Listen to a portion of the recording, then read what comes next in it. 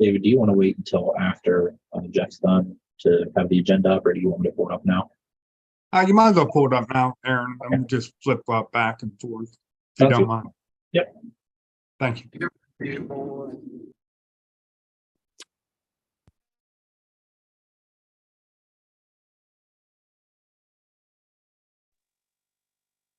Is that okay? Perfect.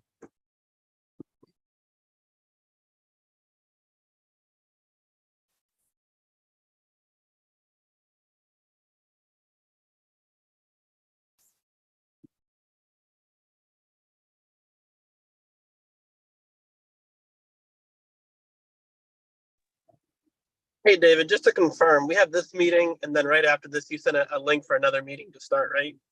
Yeah, that's correct, Brady. We're going to break into an executive session to discuss personnel right afterwards. Okay, all right. I am traveling, so if I get disconnected, I will definitely hop back in. Okay, yeah, and feel free if you need to call into either meeting. That's no problem. Okay, all right, that sounds good. Thank you. Sure, thanks.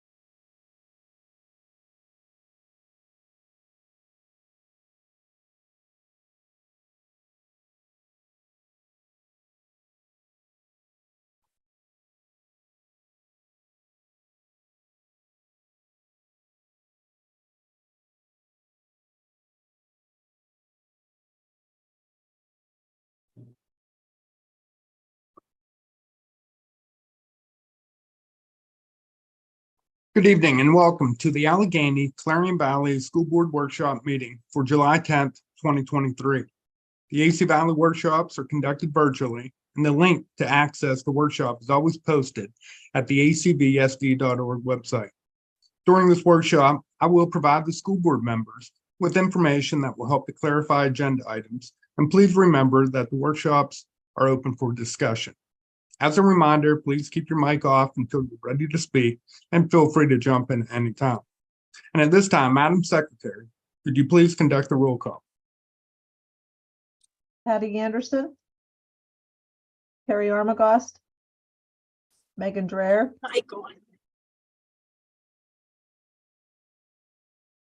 Brady Fight, Here. Diane Page, Here. Jeff Powell, Here.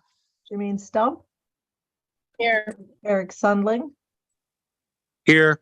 Kelly Terwilliger. I'm gonna figure out. Here. Did you hear me? Yeah, we got you, Kelly. No. Did you get me? Okay, thank you. I'm driving. I couldn't tell if I came through or not. No problem. Okay, this evening we do not have any public participation, but we do have a presentation from Jeff Swimbell, and he's going to represent the rhythm program. And at this time, we're going to let him take over the screen. He's got a short video. He has some information to share with the school board. Oh, there's Mindy on here too. Hi, Mindy. And we're going to be open for any kind of questions. Just keep in mind that we've talked about this program in the past with the PCCD grant. Is the school safety grant that we're working with students and basically using this program to check in to make sure that they're doing okay and they're safe and ready to learn. So at this time, Jeff and Mindy, I'll turn it over to you. Thank you. Thanks so much, David. We appreciate it. It's really nice to meet you folks. I do want to say I had the opportunity to be in your district in person last month. Really, really impressed with the campus you have. Never seen an elementary center quite like that before. Was really impressed. I got to even talk to a few teachers. So should be very proud of what you have out there. I'm a retired superintendent, Northeastern PA here, almost 4 hours away from you folks. And I'm very happy and honored to have Ms. Mindy Hinsey join me also this evening. Mindy is head of our professional services division. It's a brand new division we launched back on January 1st. We do all types of professional development for administrators, teachers, counselors, you name it, we can do it for your district. So I thought David, I have to admit, had a little bit of nerves. It's been a while since I've been in a board meeting, a couple of years. So I thought Mindy and I, it was Mindy's idea. We thought it'd be great to just kick off with a 30-second video, one of almost 1,000 that are in the Rhythm Toolkit. So let me play this video for you before we start our meeting.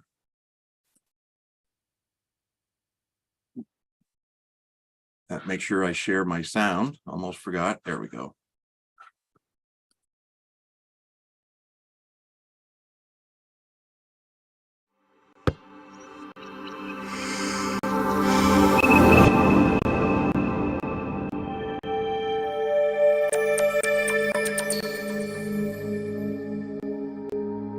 Let's take a few breaths.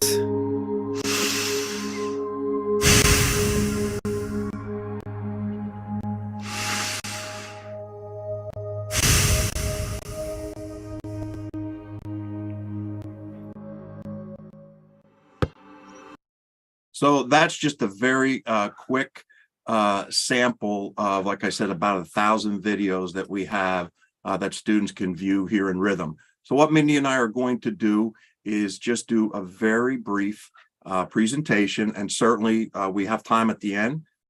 We certainly welcome any questions that you may have. So it's about a 7 or 8 slide deck. That's it. We want to keep it short. So, David, that coming through okay on your end? Excellent. Thank you. So, Rhythm, what it's all about is we're helping you to know exactly which students need your help today in utilizing Securely's tool Rhythm. Our whole purpose is to ensure that no students slip through the cracks.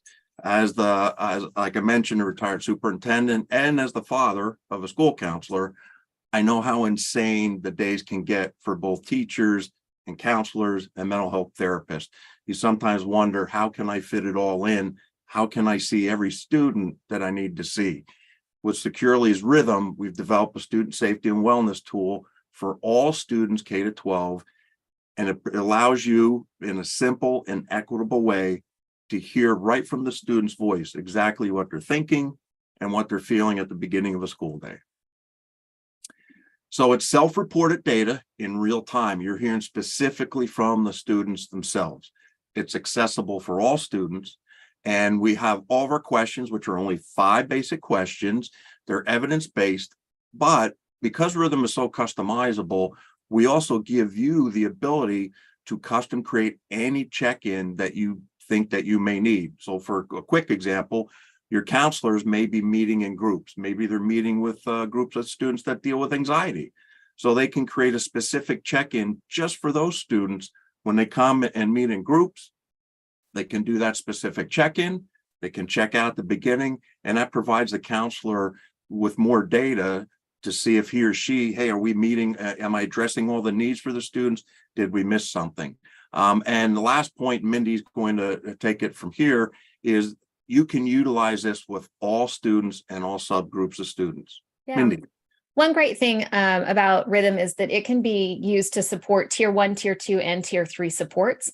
And because you can customize your own questions, if you do have a subgroup that you're doing tier 2 interventions or tier 3 interventions, you can create a group and push a question that's specific to that subgroup out. And then you can see if those interventions are actually making a difference.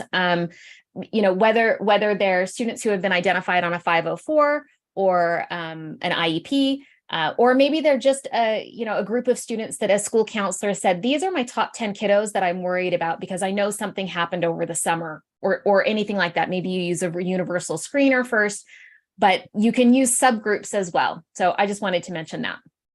Oh, thank you so much. And I should have, I'm remiss if I didn't mention, Mindy, provide your background. Mindy has a really tremendous background in working with students. Sorry, in the interest of time, I didn't do that, but I myself am a former educator and administrator. I was in the classroom for about 14 years and then ran a couple of different district programs, and then went to work at the state level as a technology integration coach.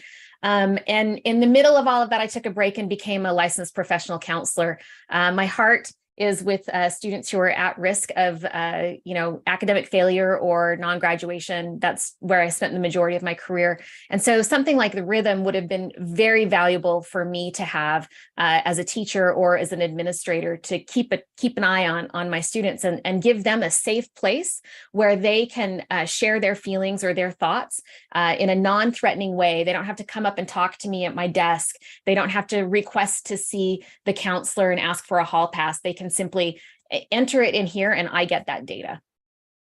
Oh, thank you so Thanks, much. Jeff. Yep. Oops. So data dashboard. So I mentioned a little bit earlier the customization with Rhythm, because we recognize every school and every district is different across the country. So you can actually customize, your counselors and your administrators can set up what we call risk alerts. So you see some examples here. You can actually set up a risk alert for students that maybe are anxious 3 times or more in 1 week, or if there's any kind of bullying concerns. If there's hunger, we hear a lot, students around the country, there's some food insecurity issues. You can set up a customized risk alert just for that, to help identify those students, get them the help they need. And you could set up a risk alert for any one of our emoji responses. Like I mentioned, you can customize them. You get real-time notification of any specific risk concerns. And what we found and what we've heard from counselors and educators across over 30 states we're in now is it's really helped them to improve their daily routine. With risk alerts, it pushes to the top. Hey, I need to see these 8 students right away today, go through these students, and then I can move through with other students that may need maybe not as intensive support. The whole purpose is, and David mentioned it, we want to make sure, number one, the students are ready to learn each day. That's what you folks are there to do. And again, Rhythm gives them the voice, so you get to hear if they're dysregulated in any way, shape, or form. You get to hear right from the student what they're feeling. Go ahead, Mindy. Oh, sorry, Jeff. I wanted to say, really Rhythm is about getting students ready to learn and to live. That regulation is so important so that they are ready to learn. Just like we did a little deep breathing activity at the beginning of this to get us all ready to listen and present, we can do the same thing with our students. And at the touch of a button, teachers can see a score to see how ready their students are to learn. And those skills that they're going to learn by using some of the content that we have, those videos, will carry on into their later life. My own children do breathing activities to help themselves regulate when they're feeling a little overwhelmed. And the earlier we can start teaching students these skills, the more ready they'll be to learn and the more ready they'll be to enjoy life. Yeah, absolutely. Like I mentioned, I was a little nervous before this meeting tonight, first time in front of a board. So I actually had to do some of my own deep breathing exercises to get myself ready. And Mindy mentioned, we're almost 1,000 activity videos for students. They range from anywhere from 30 seconds to no more than 3 minutes long. So this whole Rhythm process takes less than 4 minutes of class time each time that the students utilize the check-in. It's just tremendous. And the students can always access these clinician written and developed videos 24/7, anytime. The check-in tool does not have to be open for the students to actually access those. And we're just presenting students with very short, personalized videos to address their in-the-moment needs. I'm not going to read this slide to you, but Rhythm is part of what K-12's leading safety and wellness platform with Securely. David, and we've talked before, I believe you folks have Filter and you have Aware. Obviously, we're hoping you're adding Rhythm to that. We are leading the industry in student safety and wellness. And I know I talked for Mindy. I couldn't think of a better company to be with, especially with the two of us being former educators. That's really important to us, that we're helping kids and we're helping you folks to better educate students. So just 2 quick quotes here towards the end. What some of our partners say. The first one is a K-8 student assistance counselor. Loves using Rhythm because it helps me to identify specific needs and support the students who most need my help. And then finally, an SEL coordinator, just a quick note to say how much I enjoy Rhythm. With the alerts, it has let me know about a few situations where kids were hungry for 3 days in a row and angry for 5 days. It allows me to have those conversations with staff and parents to make sure kids are getting their needs met. And that's how we help kids to learn each and every day. Mindy, if you would take the last slide here regarding your services. Yeah. So, I've worked for several educational technology companies, and I've been in your shoes where I've evaluated companies to work with. And there's a reason I work for Securely. What you get when you partner with Securely is a dedicated customer success manager who's your advocate and your trusted partner in sharing with you best practices, making sure you're aware of updates so that you're always in the know. You also get a support team that is world-class. Their customer satisfaction scores, are in the high 90s consistently, and the response and their ability to resolve issues on the first touch is pretty incredible. You're also getting to work with a company that employs educators, counselors, and administrators who've walked in your shoes, who are just as committed to serving students as you are. We just might go to work at a slightly different place. We also have a lot of on-demand resources, so professional development and making sure the end user knows how to use the software. Lots of free resources. But what my team is responsible for, and what I'm really proud of the work that we've done, is that we can help with any development of a rollout strategy and professional development that you need.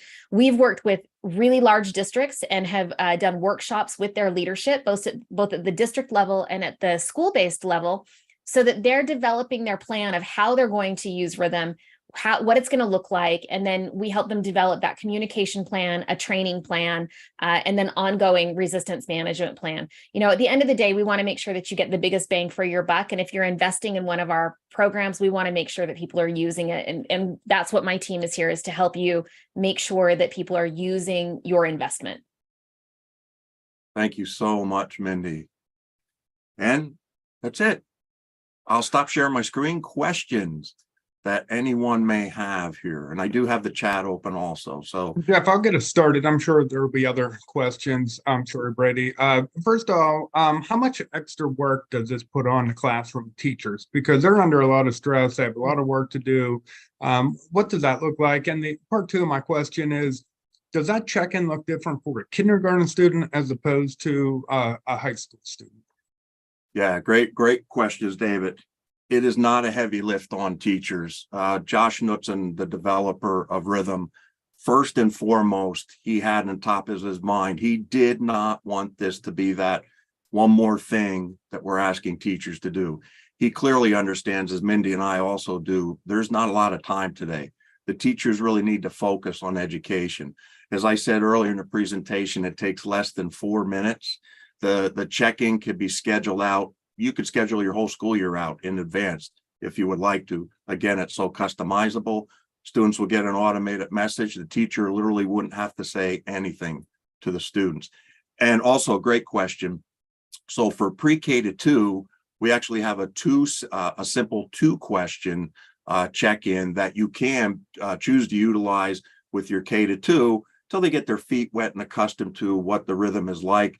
And then when you're comfortable, you can expand it to the 5-question check-in. But yeah, great questions, David. Mindy, I don't know if you wanted to add anything to that. Yeah, I just want to say we've seen schools and districts handle it, different ways at different grade levels. We recommend at least 2 check-ins a week so that you have some realistic data. 1 check-in a week might not give you as much data as you need to make some informed decisions. For example, in that quote and testimonial that Jeff showed you earlier, there was a counselor who was able to identify students who were hungry because they were responding that they were hungry 3 times or more a week, or students who were angry 5 times a week. That's some pretty telling data. So the more often you do check-ins, the better data that you get. And we've got a whole workshop on getting student buy-in to help ensure that students will actually participate. We know that, 9th grade boys don't always like to share their feelings, but Rhythm makes a safe place for them to do so. So question I have, how serious do the students take it, and what has the feedback been from the taxpayers or parents of the students? Sure. Brady, great question. the students do take it seriously, and part of the professional development services that we offer, especially geared towards the older students, is we train your admin, your counselors, and educators how to make sure that you have the most student buy-in that you can get with this tool. Mindy and her team have developed strategies to address that. And as far as taxpayers, yeah, we live in a different climate today. We're not diagnosing students. We are just simply providing the students a voice in which they tell us how they're feeling on any given day. So if there are any issues they're experiencing, that data goes right to the key administrators, the student's counselor and teacher, so that they can more quickly work together to address concerns. Some parents have asked, I don't want my child to participate. Simply all a parent has to do is just email David or, the principal of that child's building and just say, I do not want my child to participate. We're notified and we remove the child out of the system. Yeah, and if I might add, one of the things that was really important to the Rhythm founder is making sure that Rhythm was aligned with standards. So it aligns with the behavioral and self-management strategies that are part of the ASCA standards, the American School Counselors Association standards. We've got a document that shows how it aligns and really helps students with their own learning strategy. We show you how students can own their own data, because students can see their own data, so they can start to self-identify those trends and those patterns. We've had students say things like, gosh, I didn't realize I was anxious every Friday because I have to go visit my dad, and I don't like going to visit my dad.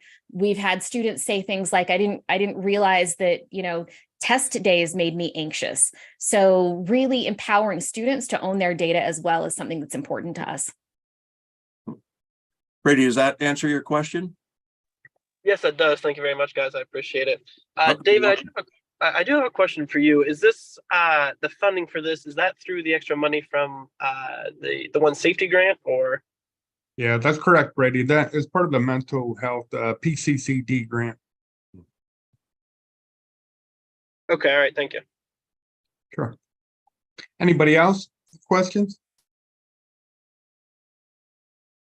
I have my question is more on the follow-up. What are we going to do to assure that as the students put the data in, that is in fact followed up to watch for those trends?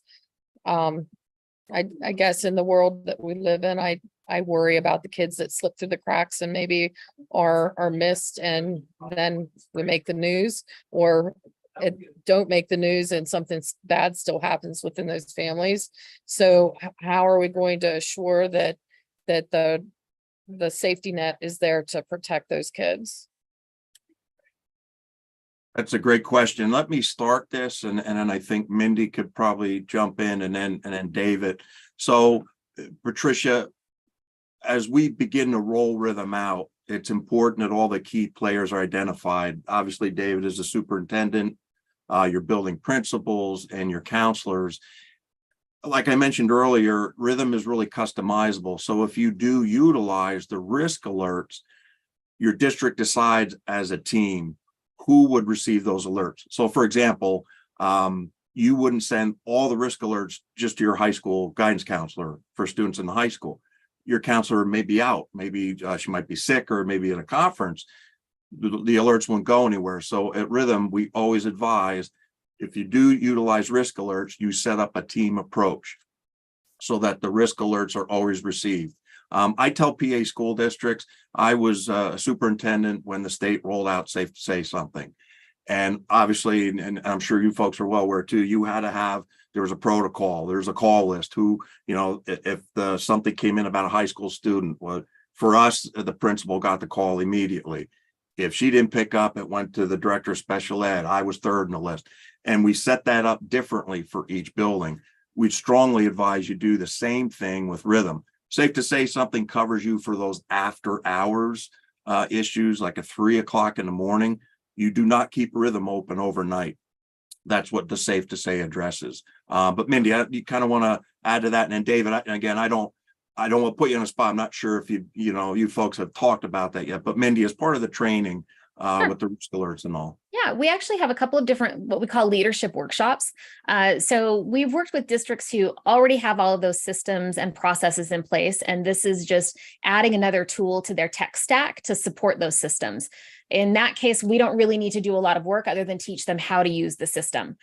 We've worked with other districts, though, where they're like, we're just getting started and we don't know, just like you said, Patricia, like, what will that safety net look like? What will that process be? And so we can take you through a workshop where we ask the questions and help you think about all of those things that you might not think of, because we've done this a few times with some other districts.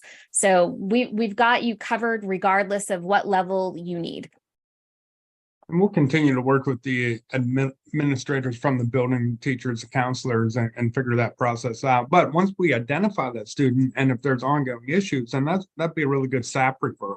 And we have in place, programs set up to meet the mental well-being of those students as well. Patricia, hopefully, did that answer your question? Yes, thank you very much. Oh, you're welcome. Thank you for the question. Anybody else? Okay, at this time, Jeff and Mindy, we appreciate you joining us today. We have a lot of work to do, and we'll be in touch, and we'll get the contract sent over. We'll get a motion on the agenda, and then we'll move forward with it. So Thank you so much. you have a great evening. Have a great week, everybody. You guys do, and thank you for the work you do as board members. You guys have an awfully tough job, so thanks for what you do. Bye-bye.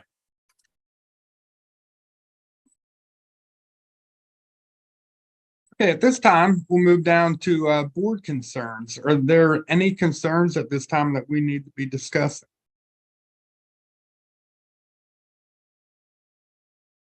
Moving on to the consent agenda, we do not have any conferences or field trips in front of you this evening. We do have one certified teacher, Colby Montgomery. He's social studies 7 through 12. And we're more than happy to add him to the list.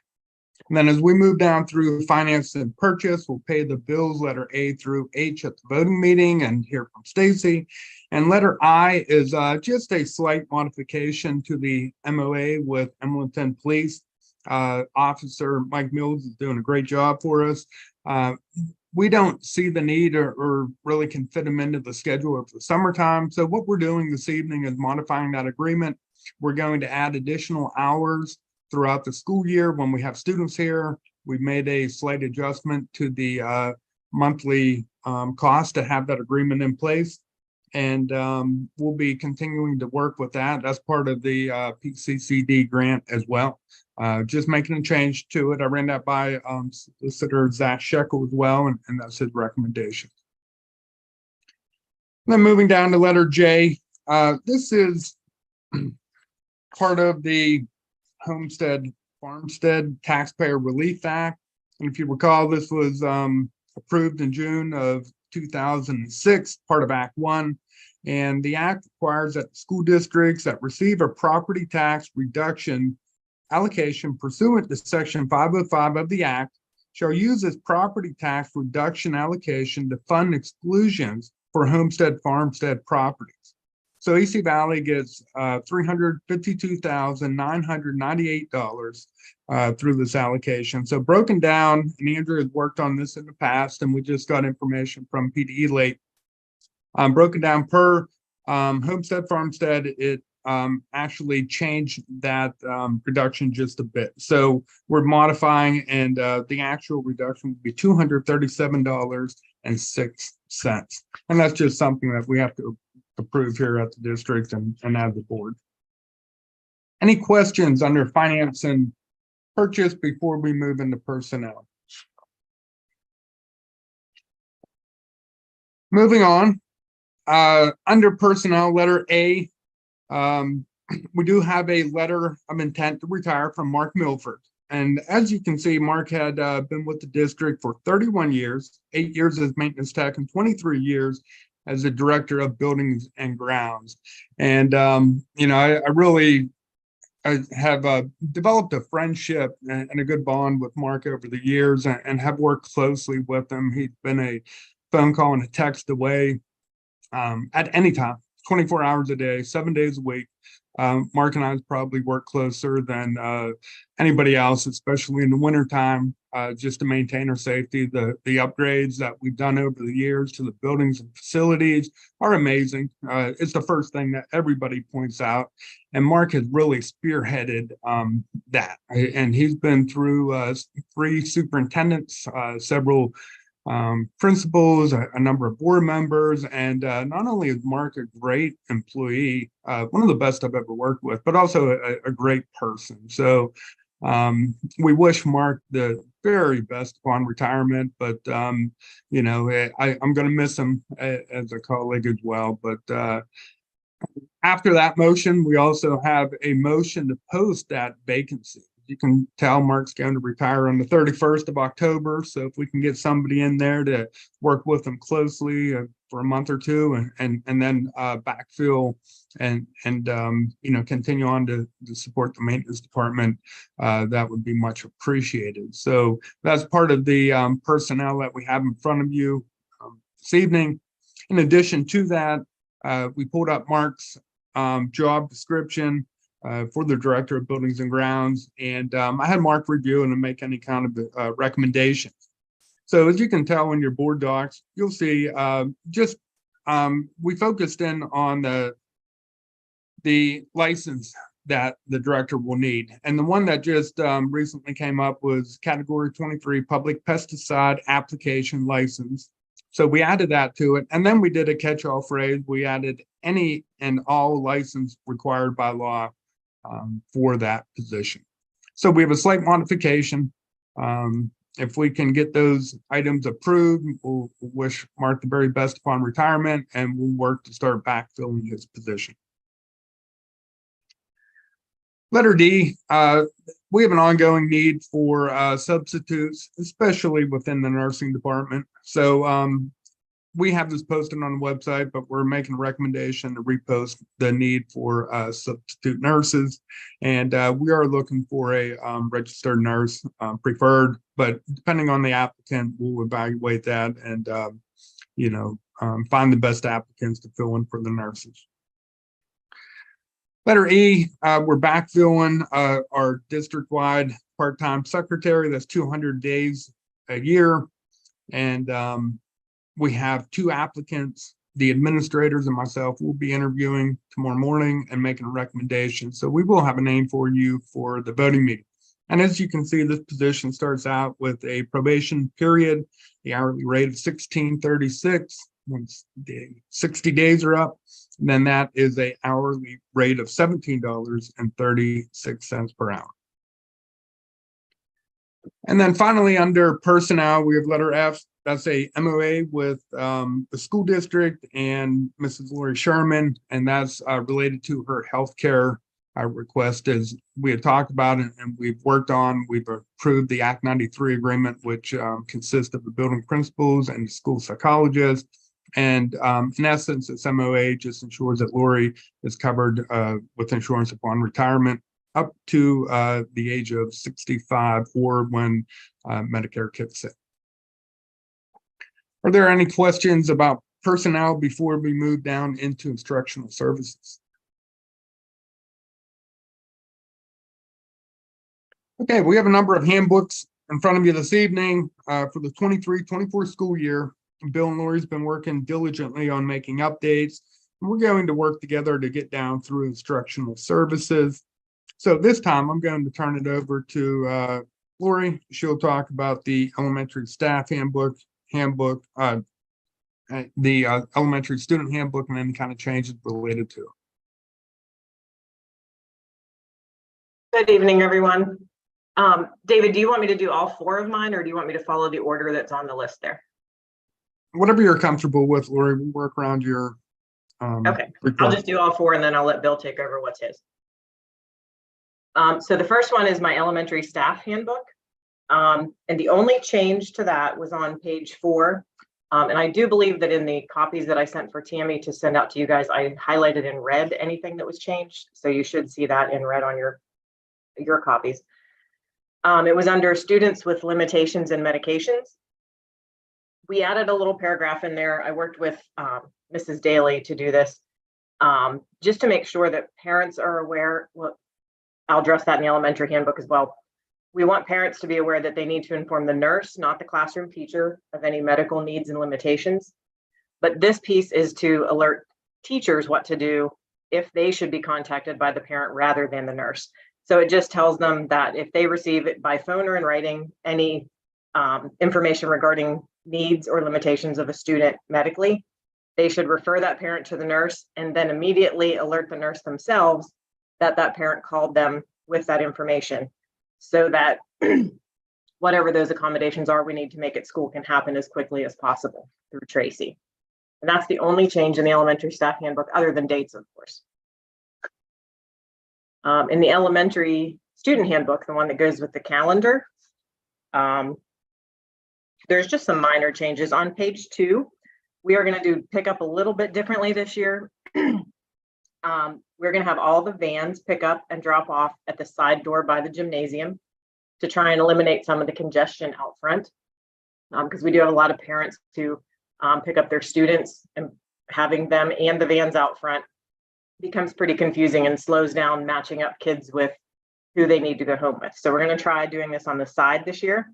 Dismissal is at 2:53, and we have in the past released kids even as early as 2:40 or 2:45, but there have been some issues with that, especially regarding certain number of minutes some students need in each subject. Our instructional subjects aren't ending until 2:53, so if a student's being pulled at 2:40 or 2:45 to be dismissed, they're missing 5 to 10 minutes of instruction out of that particular subject each day. So we're hoping that this new method will allow us to dismiss them later and get everybody out in a more efficient manner. The next change is on page 10. And it was just a small change. Megan gets a lot of calls in the office with parents letting her know that they've moved and they have a new address.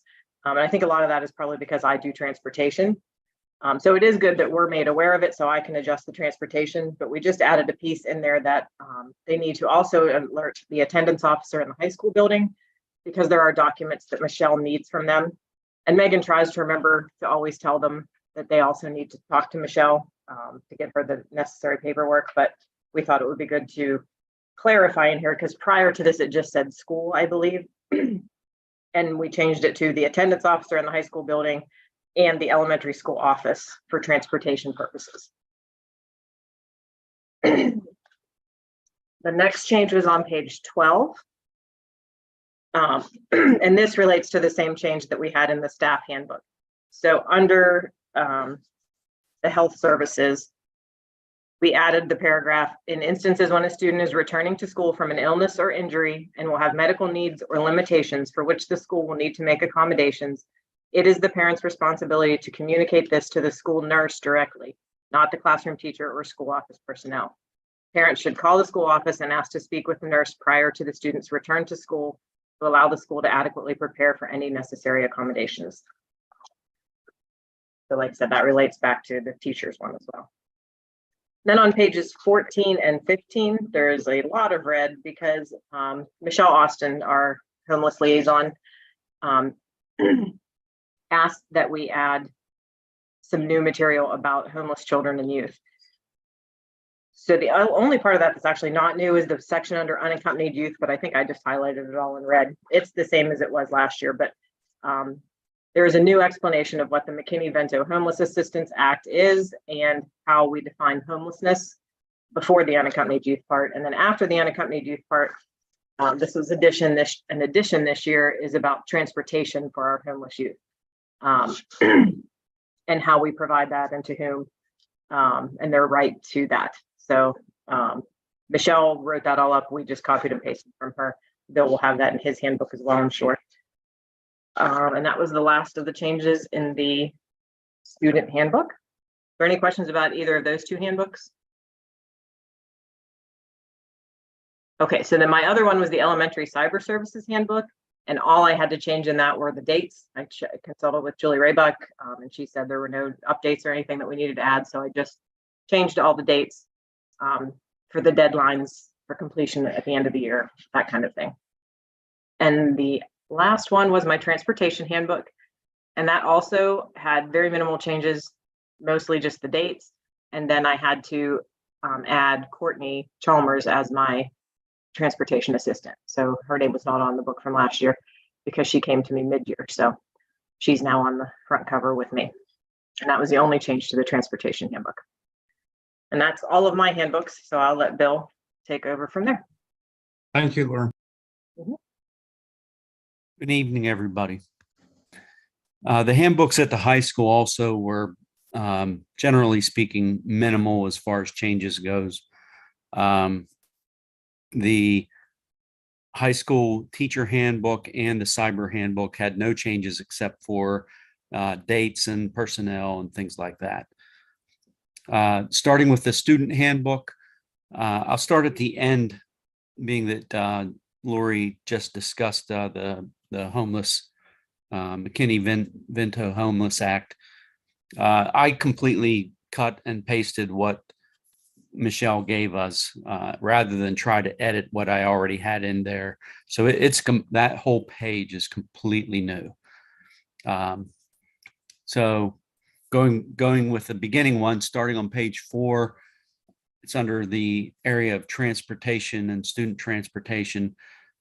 We had a lot of issues last year with students wanting to transport other students. In fact, we had one student that I had worked with on a number of different occasions, a number of different incidents where that person had numerous students in their car. And the law, number one, doesn't permit that. It's an insurance risk to the district. And generally speaking, we all know that, when you have a number of students in a car, it can be distracting. There can be a lot that can go on, and just puts students at risk. So I added in there that students would only transport themselves or a direct family member, if that's the case, but not transporting other students. On page 10, we had a number of issues last year related to cell phones where students would be caught with their cell phone during the school day, doing whatever it is that they do on those phones. And instead of just turning them over to the teacher, they would refuse, and it became an issue of insubordination then. A lot of students would come up to my office, and the parents were a little upset with me because not only would we then, discipline them for the cell phone issue, we would also discipline them for refusal and insubordination. The parents specifically would complain because they felt that those were two different things and that they should just be disciplined for the cell phone. So written in there, it's just that students must turn over the phones, relinquish the phones, and if they don't, it is considered insubordination. On page 19, we also had a number of students that had attendance issues, and when they end up, just to let you know how it works out, generally, Mrs. Funfer handles attendance issues if they are just random and not somebody that shows up a lot with attendance issues. When they become a bigger attendance problem, they usually meet with myself and Mrs. Austin, and we just sit down and try to, brainstorm reasons why it's happening and how they can overcome those issues and things like that. Our whole issue is not that we want to punish kids. But when it gets to be a problem, I mean, you just can't avoid those things. And we had a number of parents that said to us last year, don't punish my child. It's my problem. I'm the reason that they have attendance issues. Well, what I wanted to add in there is simply that it is, the joint responsibility of both the parent and the child. In the elementary, it's a little different. Those students are still learning. They're young to be, thinking about responsibility and things like that. But at the high school, we want to build into them the ability to hold themselves accountable and be responsible for their own behavior. And we have to follow the guidelines set forth, in our district handbook and as well with the law. And so we can't avoid those things. And the child needs to be held accountable as well. And it needs to be a discussion that the parent has with their child as to, the value of school and showing up for school on time and attending regularly. On, let's see, on page 25, I added a piece in the disciplinary code where a child that maybe violates a minor, type of behavior, and they do it multiple times. And I'm not talking just 3 times. We have in there that, 3 minors ends up being disciplined at a higher level. But I'm talking specifically when somebody violates, a small minor issue 10, 12, 15 times. And those things, at that point, you have to make the assumption that the student is not learning to change the behavior. They're doing it over and over simply to, have control or to try to get over on teachers, or in the cafeteria, it happens quite often. So we put a piece in there that it would be then, based upon administrative oversight, it would be disciplined at the higher level if it's done multiple times like that. Page 26, I added a piece about tobacco violations. These things are now reportable at the state level. And so I moved it to the level 3, the state reportable level. And along with that, I added possession of a knife. And you think about it, I mean, that probably should have been specific in there a long time ago.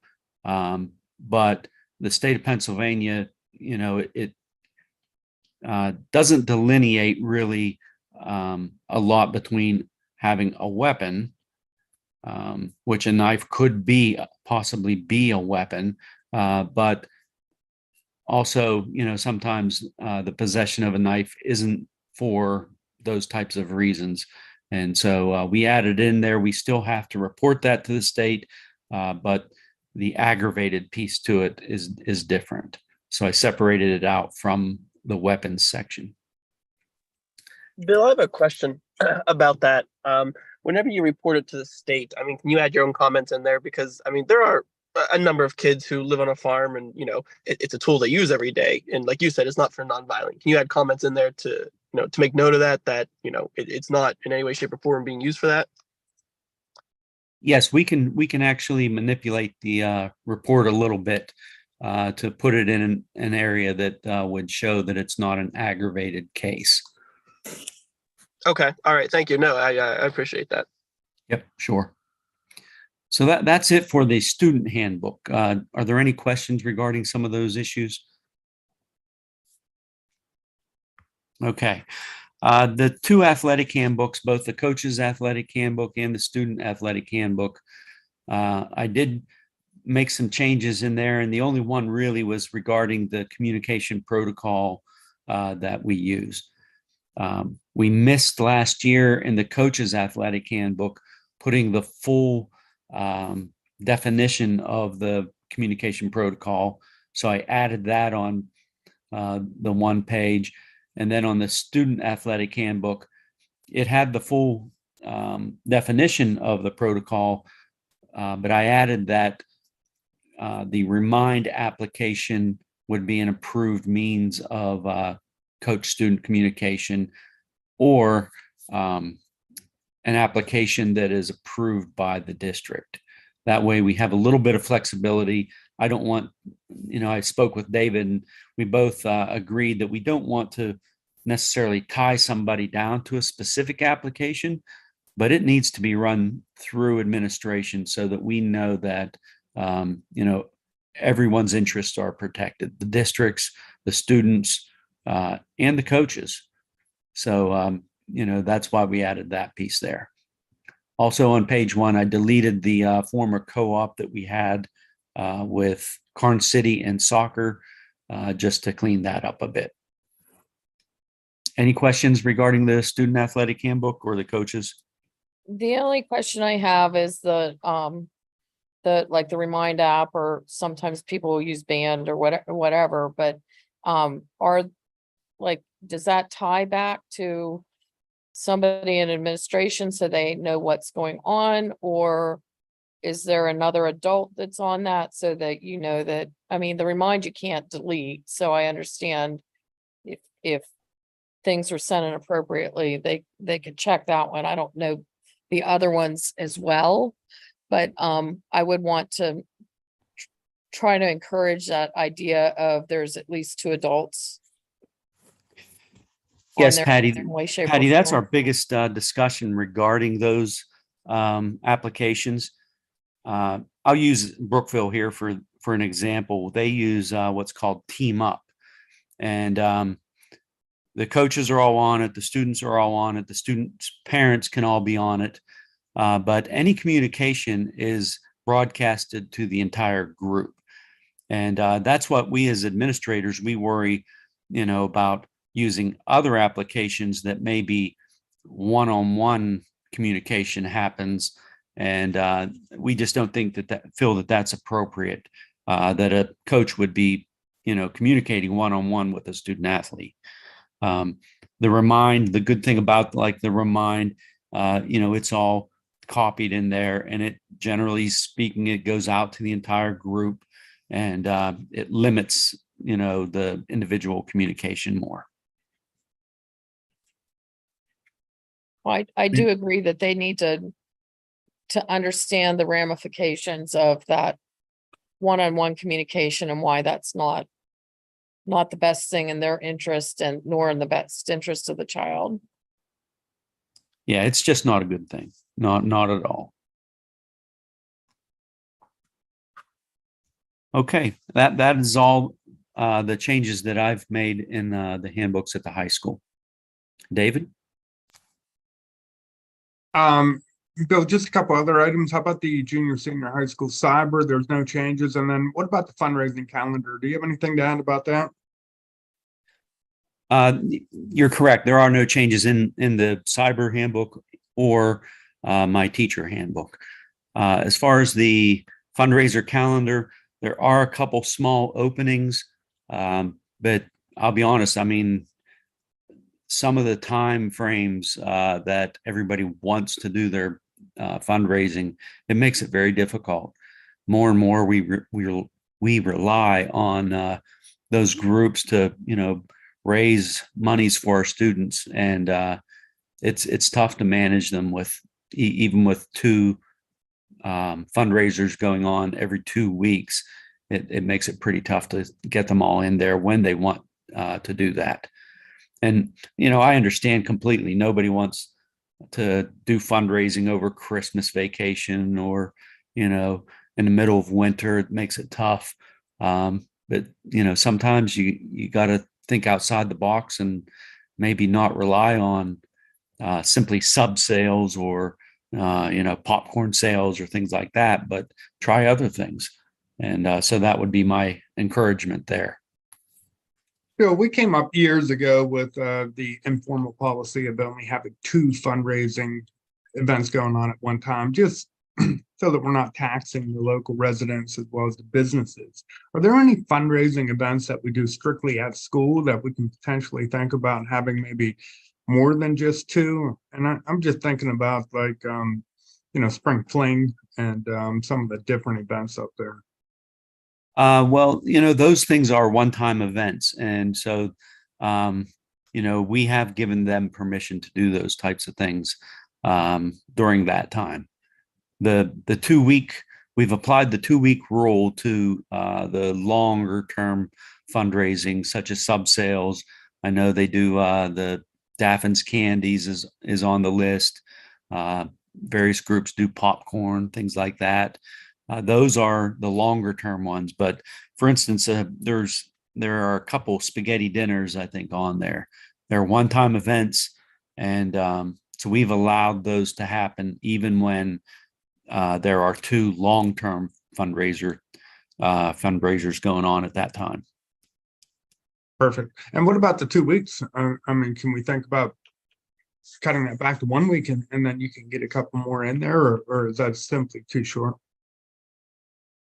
I think given the busyness of a lot of the students that actually do the sales, they need the 2 weeks. Especially there, like in the fall, football, those kids are out there, they're practicing hours and hours every night. They don't have a ton of time to do some fundraising. Okay, thanks, Bill. We appreciate it. Sure. And then I'll take over. At this time, we don't have a list of 23-24 musical events. We're waiting to hear from the elementary band as well as the choir. So we're hoping to get that in front of you here in the near future.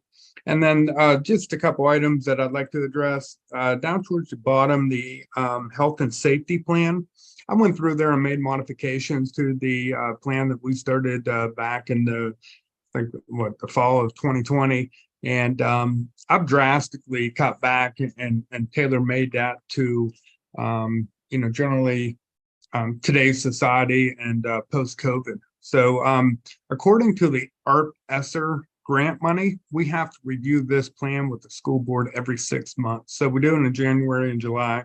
And I sent it out to the committee by email, and I heard back from a couple committee members that were in agreement, and a few just simply didn't respond. And it's just good hygiene practices, maintaining people's well-being during cold and flu systems, keeping your work area clean and disinfected, and stay informed of best practices. So we drastically cut back on that plan, but we'll need to approve it, have Kelly sign off on it, and then I'll submit it into the state next Monday. And then finally, the enrollment, class size, data, and staff for 22-23. Courtney's doing a wonderful job. She's working on it. We will have that at your seat for the voting meeting as well. I know we covered a lot of material under instructional services, but before we move into policy, are there any questions or comments at this time?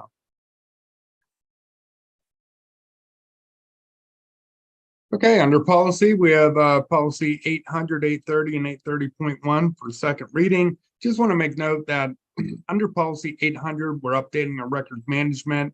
And recently, I've been able to gather information from PASBO on all the specific records. So what I'm going to do is add that attachment into that. And I'm going to create that committee. We're going to sit down and start working through records. We just keep everything.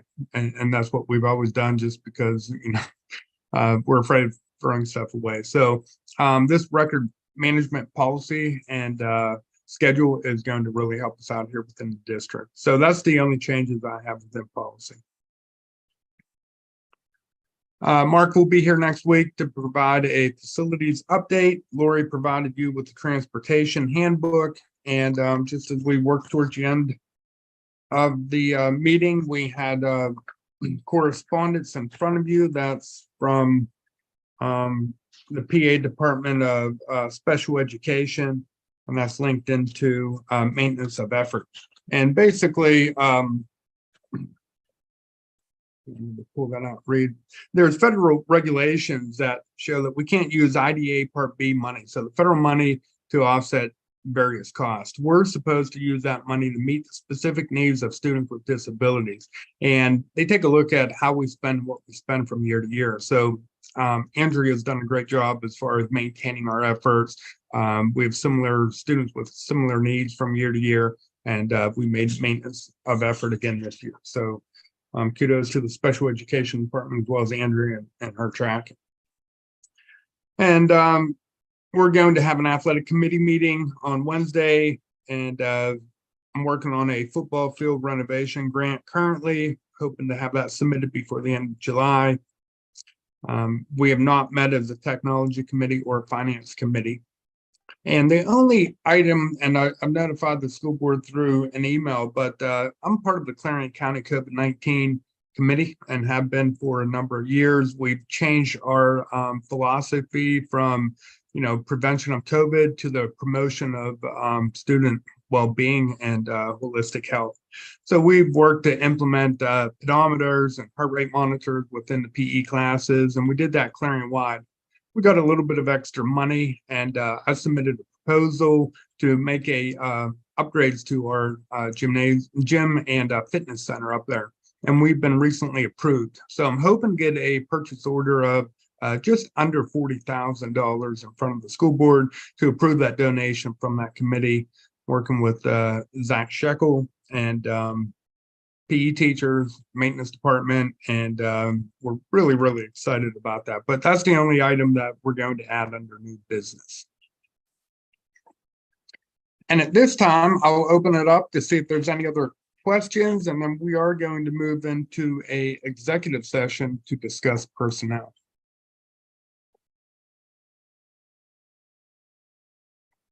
Okay, seems like we were pretty thorough this evening, so we'll go ahead and break, and school board members and Ben sent out a Zoom request. We'll jump off this one and jump on to the person.